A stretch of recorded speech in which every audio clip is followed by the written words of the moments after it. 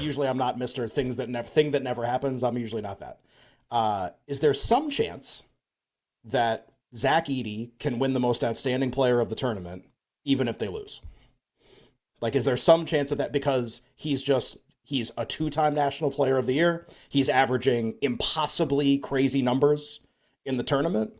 And the price on him to win most outstanding player is basically like just over 2-1. So it's actually a little less than Purdue winning in most places. With the idea being there's like some small chance that maybe he would win if they lost. Do you know the last player who won this award on a losing team? It's like a really memorable tournament. It's the only reason why I ask.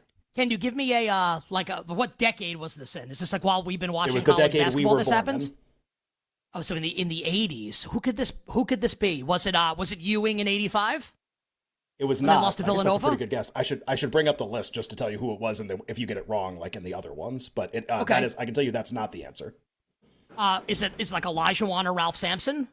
It is. It's Olajuwon when they lost to NC State. When they lost to NC State in 83. Okay. 1983. How so, about like, that, by the way? How about that? Like, just that was great. pulling that out of my dairy. Honestly, I thought the Ewing guess was definitely... Well, Ed Pickney won, right, for Villanova in 85. Yeah.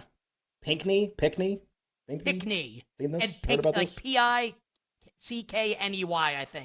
I think it's Pickney. Yeah. Ed Pickney. I guess it could be Pinkney also. I don't know. I think there's a guy named Pinkney that used to play for like Georgetown in the 1990s or something. I think that's who I'm thinking of. And he, well, no, Michael but Pinkney? also no.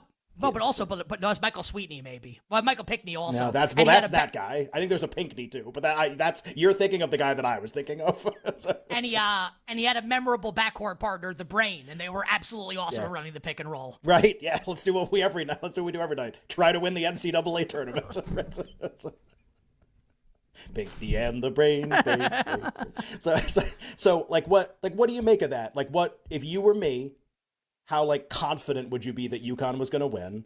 And would you ever think about betting Edey just because, not even knowing the historical stuff, just because, like, he's a really unique player? I think I actually would have been really good at it. I think I would have been a good, like, psychologist or therapist if I did not, like, do this for a living. It's a human psychology 101. So let's say you're a voter, right? Let's say we get to 4 minutes left. By the way. I love that. I think psychologists are incredibly interesting, right? Therapists are really interesting. So let's say we get to 4 minutes. Lorraine Bracco is my favorite, Dr. Melfi. Let's say we get to the 4 minute mark in the second half, right? And let's say it's like a 2-point game. Purdue's up by 2. So you see a bear. Up by 2. So you have a dream where there's a bear. or like there are ducks in your pool. You know, things that could happen. And Edey's the best player in the game because he's the best player at almost every game that he plays in, right? Statistically or otherwise. And you fill out your ballot and it's Zach Edey. Like, he's been the best player in the game, and the outcome of the game is very much in doubt. Game ends, UConn pulls away late, whatever. If they win by 6, 7, 8 points, you get the opportunity to change, right? And maybe it's been a situation where, like, Klingon and Newton and Spencer and these guys, it's a typical UConn game where, like, they're all awesome. Everyone's really good. And you have the opportunity now, and Edey's just tossed up, let's say it's like 28-17 in the title game, and they have lost in like gut-wrenching fashion, but everyone now, and this is like human psychology, like UConn's the favorite. Purdue is David in this situation, UConn's Goliath.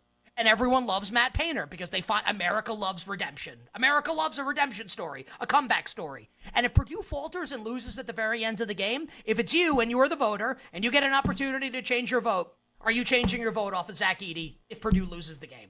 I'm trying to think of a team on the other side.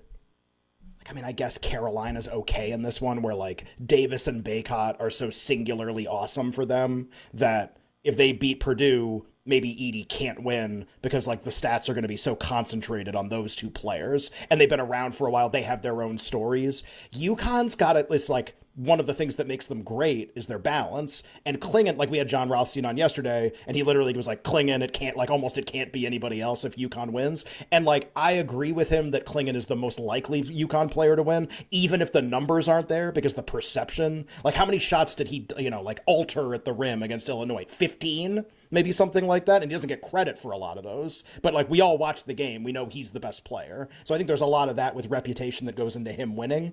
But like, I think even in the second round, he didn't have a particularly compelling. I think Tristan Newton had a good second round game against Northwestern, or maybe one of the games in the tournament up to this point, at least.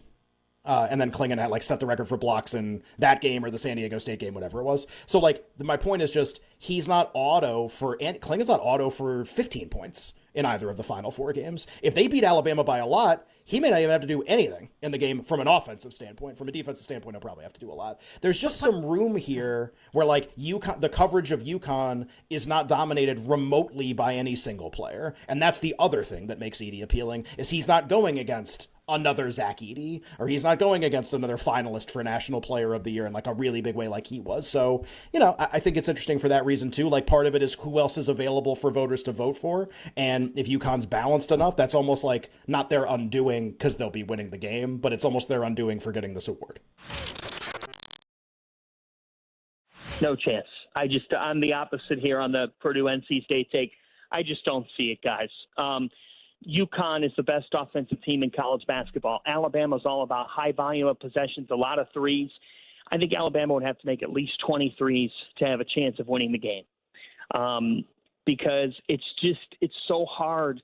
It's so hard to play Connecticut. It's so hard to defend against them. And Alabama's defended better in this tournament, but playing UConn's just a different monster. It really is. So I just think that UConn, now with their plane issues, they didn't leave the state of Connecticut until 1:30 in the morning. They landed local time at, 3:30 a.m. Arizona. They didn't make it to their hotel rooms till 5 o'clock in the morning. Obviously, the game's not till Saturday, so it doesn't really impact how they'll play. But I think it impacts Dan Hurley, who's the ultimate motivator. And, guys, I could tell you here in State Farm Stadium, Hurley's about to see the media. He's told his team, this is a slight. This is a slight. He's not afraid to make up conspiracy theories. Nate Oates just had to clarify that Alabama had nothing to do with UConn's playing issues. So it's a little bit of silly drama. It's amazing. It's a little bit of silly drama, but it's real. And I think UConn, it's going to fuel them that much more. This team is a wagon. I mean, Donovan Clingan has been superb in this tournament. If this is the best stat. Illinois players, when Clingan was guarding them, shot 0 for 19 in the Elite Eight game. Alabama is a different team in that they don't have really traditional posts. They're versatile. That could make it a more interesting game. But UConn has Samson Johnson to counter that. I just think when you allow UConn to get open looks, they become that much more dangerous. Now, the only way that we see UConn struggle is what we've got here, and that is you're playing in a football stadium, right? So the shooting backgrounds, your vision can sometimes be off and produce some really sloppy offense in these Final Four games at first, because it takes a team a game to get used to everything. But guys, I'm trying to find a method where UConn loses this game, and I don't find one, because I just think they're so physical. And they only shot 3 for 17 from 3 against Illinois, and they went on a 30-0 run in that game. I'd be a fool to take the underdog here. UConn's won 10 straight tournament games by at least 13 points. I'll bet on that continuing to happen. Well, I think the line is right on this one. I would also give the edge to Iowa, just the way that they were playing. I saw them last weekend in Albany, and they're really firing on all cylinders. And, they also won a game against LSU where the Tigers did have the advantage inside. And they were able to throw different bodies at Angel Reese and company and figure out a way to get through that game, even with Hannah Sulky in foul trouble. And I thought that was really impressive. But, you have a dynamic scorer in Caitlin Clark who doesn't believe that her range can be limited. And I just don't think that you can ignore the fact that she plays the best when the lights are brightest, and she thrives in that environment, wants to be in a game where there's other stars, and it's going to come down to her. So I just think that is a team that is playing really well. They're playing their best basketball, and they feel like they kind of got some pressure off their shoulders by winning that second round game against West Virginia. That was really tight. I think there was a lot of pressure to get out of that game and win your last game at Carver Hawkeye at home in Iowa City when you have Caitlin Clark there and all the celebrations. I think they've been playing a lot better since then. And I just think UConn, you've obviously got Aaliyah Edwards, and she's going to be a problem for Iowa in terms of matchup, but this is a team that's not very deep. Their bench is not very deep because they've had so many season-ending injuries.